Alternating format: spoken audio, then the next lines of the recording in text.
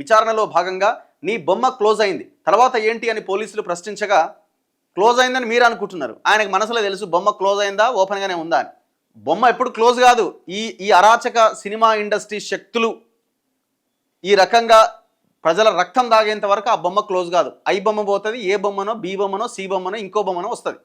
Flat విశాఖలోని ఉన్న ఆస్తులు సీజ్ చేసిరాడు. త్వరలోనే అతనికి బెయిల్ వచ్చే అవకాశం ఉన్నట్టు పోలీసు వర్గాలే చెప్తున్నాయి. బెయిల్ రాకపోతే అలానే పెడతారా? ఇంకా ఆడ ఏముందాడా? ఏమి లేదు, అంత ఉత్తదే కేసులు అవన్నీ ఏం అదొక మర్డర్ కేసా లేకపోతే రేప్ కేసా ఇంకోట. ఇప్పుడు మనం ఏదైనా మాట్లాడితే పోలీసులు కేసు పెడతారు చూడు, అట్లాంటి కేసు అది కూడా.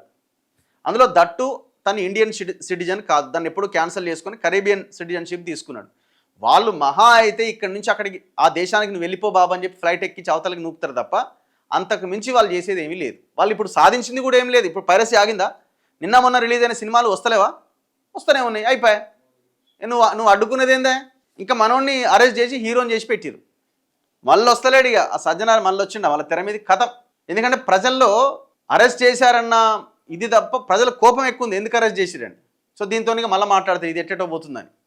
మళ్ళీ ఏ హీరో మాట్లాడతాడు ఒక్కడు కూడా మళ్ళీ గప్చుప్. ఎందుకంటే మీరు ఈ థియేటర్లలో ఈ రేట్లేందిరా, ఈ టికెట్ రేట్లేంది, ఆ లోపల ఉన్న ఆహార పదార్థాల రేట్లేంది అనేసరికి ఎవడు మాట్లాడతలేడు. మళ్ళీ దానికి ఆన్సర్ చెప్పాలి కదా.